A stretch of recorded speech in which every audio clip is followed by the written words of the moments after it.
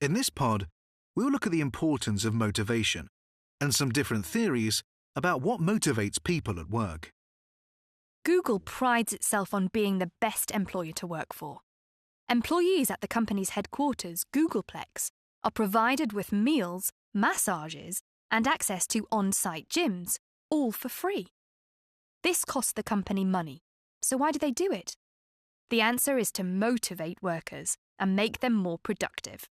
When people are happy in their jobs, they work harder, and this increases the company's productivity and profitability.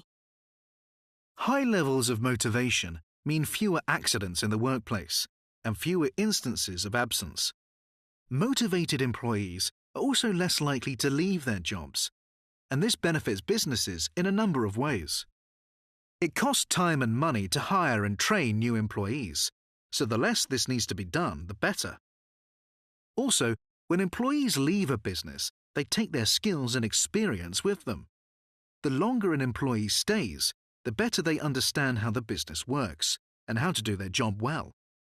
This is extremely valuable to employers, and is another reason why staff retention is important. Frequent staff turnover is bad for morale, and both the level of output and quality of customer service can suffer. In many jobs, understanding the business's customers and forging good relationships with them is crucial, so businesses are very keen for staff to stay.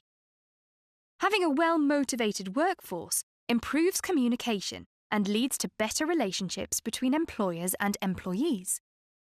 As is the case with Google, having a strong focus on employee motivation can help employers attract the best, most qualified people to work at their company. So, what exactly is motivation? In a business sense, motivation describes how eager and enthusiastic a person is to do their job and to perform well. Of course, earning money is an important reason why people work, but it isn't the only one. Work can provide a sense of satisfaction and fulfillment, and provides an opportunity to meet people and form connections. In his 1911 book on management, Frederick Winslow Taylor argued that the best way to increase motivation was to pay employees according to their output. This system of payment is known as piece rate, where workers are paid according to how many units they produce.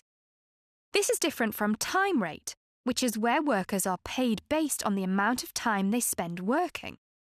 Taylor felt that the primary motivation of workers was money, and his theory offers little about the social or emotional factors affecting work.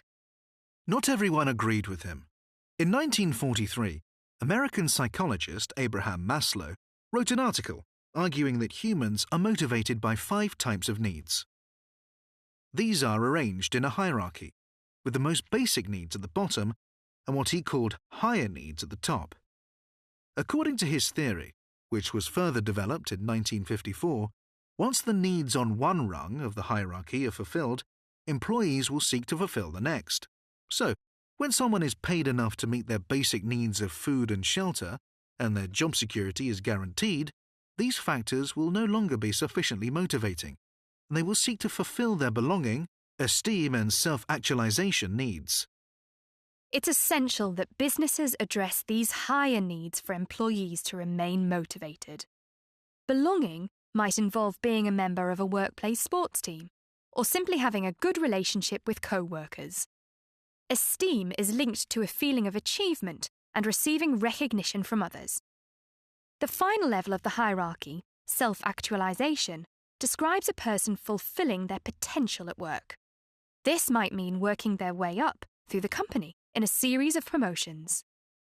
Then, in 1959, another American psychologist, Frederick Herzberg, developed the 2-factor theory.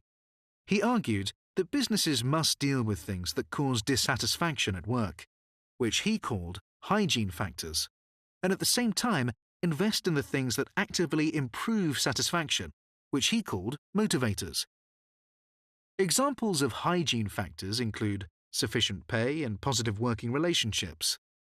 If there is a problem in one of these areas, workers will lack motivation. But a lack of problems in these areas isn't enough. There must also be motivating factors, which include things like a sense of achievement. His theory is more closely aligned with Maslow's, as it deals with both financial and non-financial methods of motivation.